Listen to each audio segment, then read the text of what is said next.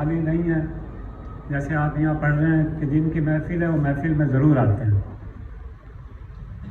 آپ لوگوں کو مبارکباد پیش کرتا ہوں کہ آپ امام کے نام پر تشریف لائے. اپنی مرضی سے نہیں ہے، یہ امام نے آپ کو بلایا ہے. آپ امام کے مہمان ہیں.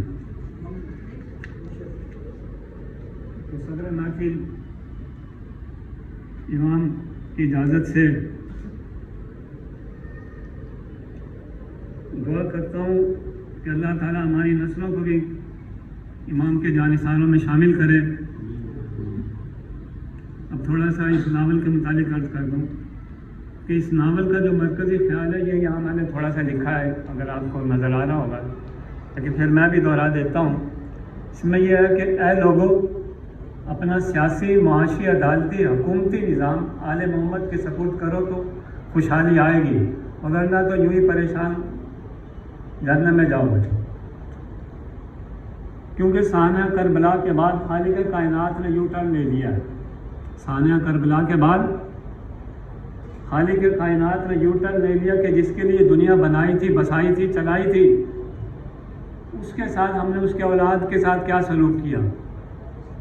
کسی ایک آدمی کو مار دیتے، امام سے دشمنی تھی، شہید کر دیتے. لیکن یہ کیا، چھوٹے بچے، سارا خاندان. اس سے سوچیں کہ یہ کوئی اختلاف، سیاسی اختلاف نہیں تھا، یہ اس خاندان سے اختلاف تھا، یہ نبی سے اختلاف تھا جس کے لیے دنیا بنائی گئی. تو اگر اس دنیا کو خدا نے جب یوٹر لے لیا اس دنیا کو، تو حدیث شریف میں کہ اس دنیا کی حقیقت اللہ کے نزدیک مچھر کے پر کے برابر بھی نہیں تھی. اور جب جس کے لیے دنیا بنائی، جب اسی کو شہید کر دیا تو اس نے اس دنیا کو محبت سے دیکھنا ہی چھوڑ دیا. ورنہ تو حدیث میں یہ بھی ہے کہ اللہ کو اس سے انسانوں سے 70 گنا زیادہ محبت ہے. جب اس نے دیکھنا ہی چھوڑ دیا، جیسے آپ غصے میں بچہ ہوتا ہے کہ اچھا خصمانو کھا دفاع ہو، تو میں اللہ سے معافی مانگتا ہوں، آپ بھی توبہ کریں. اپنے بزرگوں سے کے لیے بھی معافی مانگیں، جیسے ہم نماز میں کرتے ہیں نا، ربنا اغفر لی ولوالدی. تو اس سانحہ کربلا کو ہم نے گناہ ہی نہیں سمجھا، ہم اس کو ایک ہسٹری کے طور پہ لے رہے ہیں. حالانکہ یہ بہت گناہ عظیم، یہی گناہ ہے. اس سے بڑا گناہ دنیا میں نہ کبھی ہوا ہی نہیں ہے، جس کو ہم صرف ہسٹری کے طور پہ مزے لے کے پڑھ لیتے ہیں یا اپنی قیادتوں کے لیے ہم اس کو کرتے ہیں. اور یہ جو میں بات کر رہا ہوں یہ کسی تعصب کی بنا پہ نہیں کر رہا کہ خاندانی حکومتیں، آج بھی بادشاہی حکومتیں آپ جانتے ہیں کہ کہاں کہاں بادشاہ نسل در نسل چلے آ رہے ہیں.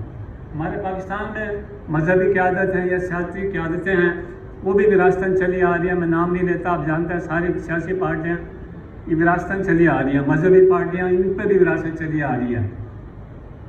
تو کیا محمد کی آج اس قابل نہیں تھی کہ اس کو اس دنیا کی قیادت بھی دی جاتی؟ جب وہ جنت کی سرداری کر سکتے ہیں، وہ دنیا جو ہمیشہ کی دنیا ہے اور اتنی بڑی دنیا ہے وہ کہ اس دنیا کی تو حیثیت ایک ذرت بھی نہیں ہے اس کی، اس کے قابل ہیں وہ لوگ. تو کیا اس معمولی سی دنیا کے قابل نہیں تھے وہ لوگ کہ انہیں اس کی سرداری دی جاتی، جس کا ہمیں احساس بھی نہیں ہوتا؟ اور یہ آج بھی آپ دیکھیں بہت سے ملکوں میں ہے، مثلا ہندو میں برہمن حکومت چلی آ رہی ہے. جرمنی میں، اٹلی، ہٹلر کی حکومت ہسٹری میں آپ پڑھتے ہیں، اس نے بھی یہ نعرہ لگایا تھا.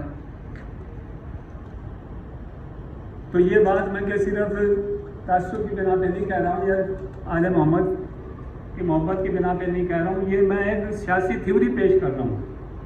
آپ لوگ جو یہاں آئے ہیں صرف آل محمد اور امام کی محبت یہ میں نہ سوچیں، بلکہ اس کو ایک، آپ سب پڑھے لکھے لوگ ہیں، اس کو بطور سیاسی نظریہ لیں کہ جو بادشاہتیں نسل در نسل چل رہی ہیں، پہلے بھی چلتی ہیں، اب بھی چل رہی ہیں. بعد سب سے بڑی ڈیموکریسی برطانیہ، وہاں آج بھی بادشاہت موجود ہے، آئینی طور پہ موجود ہے. اور اسی طریقے سے آج کل آپ دیکھیں وائٹ سپریمیسی کے اس میں اب یہ جو یوکرائن سے لوگ بھاگ رہے ہیں، مختلف ملکوں میں ہجرت کر رہے ہیں، تو وہاں وہ کہہ رہے ہیں جو گورے لوگ ہیں ان کو ویلکم کر رہے ہیں، بیچارے کالے جو افریقہ وغیرہ سے آئے ہوئے تھے ان کو ذرا پیچھے رکھ رہے ہیں. تو یہ وائٹ سپریمیسی آج کے دور میں بھی چل رہی ہے.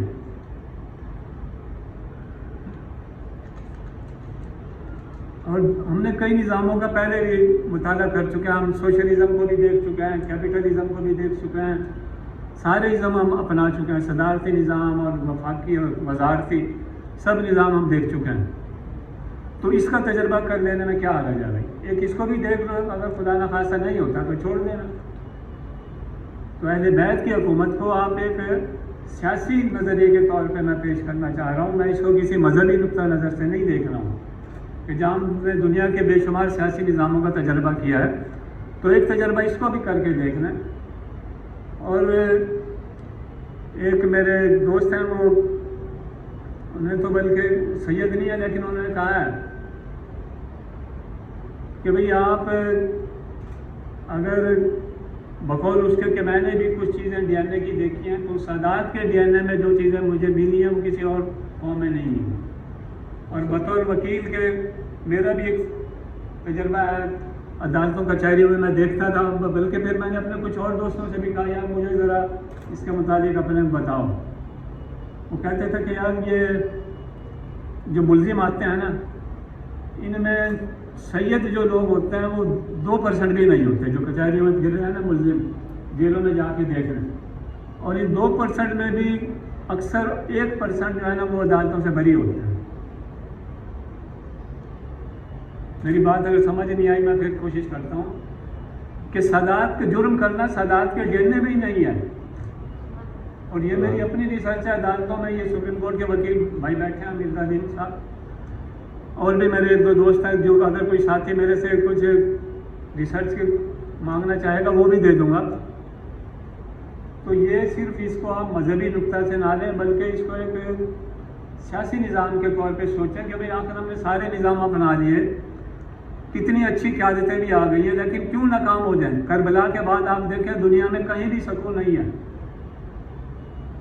کوئی اچھا نظام، اچھے لوگ آئے بھی تو 2-4 سال کے بعد پھر گڑبڑ ہو جاتی ہے۔ کیوں؟ کیونکہ اللہ اس دنیا کو محبت سے دیکھ ہی نہیں رہا اس نے خانہ کربلا کے بعد۔ تو اگر اس دنیا میں سکون ہمیں چاہیے اور آخرت میں، تو سب سے پہلے تو یہ ہے کہ خود میں بھی توبہ کرتا ہوں، آپ لوگ بھی توبہ کریں۔ آج کتوں کے حقوق کی تو یو این او کے تحت تحریکیں چل رہی ہیں، آپ نے بھی دیکھا ہوگا، جانوروں کے حقوق کی تحریک چل رہی ہے۔ ہیروشیما پہ امریکہ نے بم مارا تھا، اس کی حالانکہ ہم نے تو نہیں مارا تھا، لیکن آج بھی مطالبہ ہوتا ہے جی امریکہ معافی مانگے بھائی۔ تو ٹھیک ہے، ہم اس میں اس وقت خانہ کربلا میں نہیں تھے، لیکن ہمارے وڈیرے تو تھے نا، کہیں نہ کہیں جا کے سلسلہ مل ہی جائے گا۔ اگر انہوں نے اس بات کو سیریس لیا ہوتا تو آج یہ بحثیں شروع نہ ہوا ہوتی کہ جی یہ 2 شہزادوں کی لڑائی تھی بھائی۔ آج بھی ایسے خبیث لوگ ملتے ہیں جو کہتے ہیں 2 شہزادوں کی لڑائی تھی۔ تو اس پہ بھائی ہم نے توبہ کرنی ہے، اس لیے آپ لوگوں کو تکلیف دی کہ ہم توبہ کریں، اس سے کہ اللہ اس خانہ کربلا جرم عظیم ہمیں بھی معاف کر، ہمارے بزرگوں کو، ہماری آنے والی نسلوں کو بھی۔ اب ہم 5 وقت آل محمد پہ درود بھیجتے ہیں، ہر نماز درود کے بغیر مکمل نہیں ہوتی، اللہم صلی علی محمد ہم پڑھتے ہیں، لیکن ہمارا ذہن میں ہم انہیں قیادت نہیں دیتے۔ ہم انہیں محلے کا کونسلر بھی ہوتا ہے تو ہم کہتے ہیں برادری کو ووٹ دیں گے، ویسا یہ تو نہیں دیتے ہم۔ تو میری عرض یہ ہے کہ اس کو اپنا کے دیکھیں، ہر اسٹیج پر سادات کوئی سارے ان پڑھ تو نہیں ہے، سادات میں بہت اچھے P H D doctor engineer ہر طرح کے لوگ ہیں۔ میں یہ نہیں کہہ رہا ہوں کہ میرٹ نہ کریں، میرٹ پر جو سید پورا اترے، تھوڑا سا 19-20 کا اگر فرق ہو تو پھر سادات کو ترجیح دی جائے۔ ہر محلے کے چاہے چیئرمین ہو، چاہے یونیورسٹی کا وائس چانسلر ہو، چاہے کوئی فوج کے کمانڈر ان چیف ہو، چاہے جو بھی ہو، سپریم کورٹ کے چیف جسٹس ہوں، لیکن اس کو مانیٹرنگ یہ سادات کے حوالے کر دی جائے تو انشاءاللہ یہ نظام ٹھیک ہوگا۔ کیونکہ علم کے جو دروازے، جیسے ابھی بہن نے کہا کہ بھئی حضرت علی علم کے دروازے ہیں، پروفیسر صاحب نے بھی کہا، تو سادات جو علم حاصل کر سکتے ہیں وہ ہم لوگ حاصل نہیں کر سکتے۔ یہ قدرتی طور پر ہر ایک کے ڈی این اے ہر سے مختلف ہے دنیا میں۔ جو چیز اللہ نے حضرت علی کو دی تھی، ان سے جو آدمی محبت نہیں کرے گا، ان کے آل سے محبت نہیں کرے گا، وہ ان کو چھو بھی نہیں سکتا۔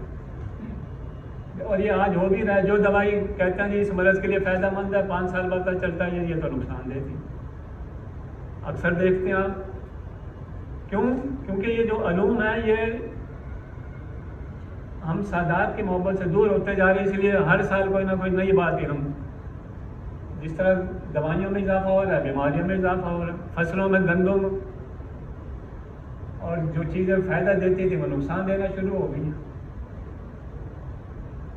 اس کے لیے میں بس ادب آپ لوگوں سے عرض کر رہا ہوں. اور یہ باتیں میں صرف میرے پاس اس کے بہترین سے قرآن حدیث دیگر، اگر کسی بھائی کو پوچھنا ہو تو میرا واٹس نمبر اس کتاب میں دیا ہوا ہے. جاتے ہوئے آپ کو گفٹ بھی پیش کروں گا، کتابیں یہاں رکھی ہوئی ہیں، آپ لے جائیں. اس کا ہدیہ صرف یہ ہے کہ یہ بات اگر آپ کو اچھی لگی اپنے کسی ایک دوست کو بھی یہ بتائیں، بس اس کا صرف یہ ہدیہ ہے.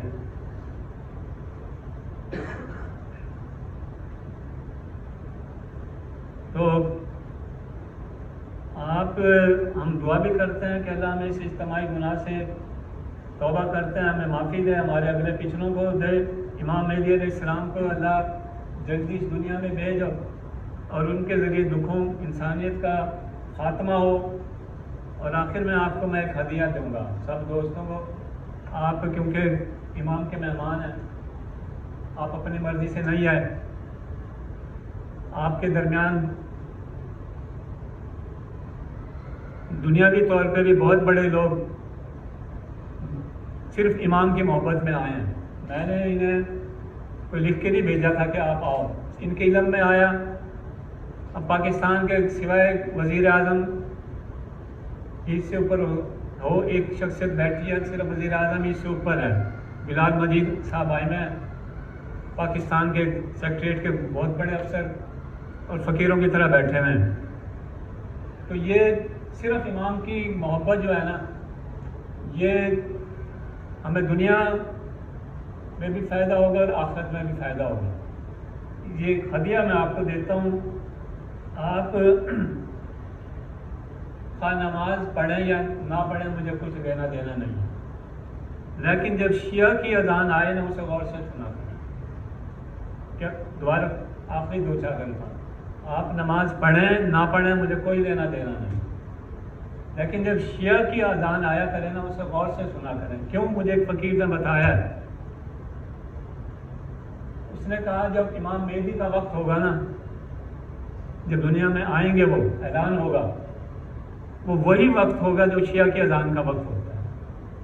اس وقت ہر مسجد میں، چاہے وہ سنی ہو، دیوبندی ہو، بریلوی ہو، کوئی بھی، چاہے چرچ ہو چاہے مندر ہو، جب اشہد ان محمد الرسول اللہ، علی ولی اللہ اور مہدی خلیفۃ اللہ کی آواز آئے گی. تو یہ آخر میں آپ سے عرض کر رہا ہوں کہ وہ اذان آپ ضرور سنا کریں. اسی وقت میں آپ کو سنائی دے جائے گا کہ امام دنیا میں تشریف لا چکا ہے. آخر میں نعرہ ایک لگانا، کوئی بھائی مجھے تو لگانا نہیں آتا. نعرہ حیدری، نعرہ حیدری، یعنی حیدر، حیدر حیدر.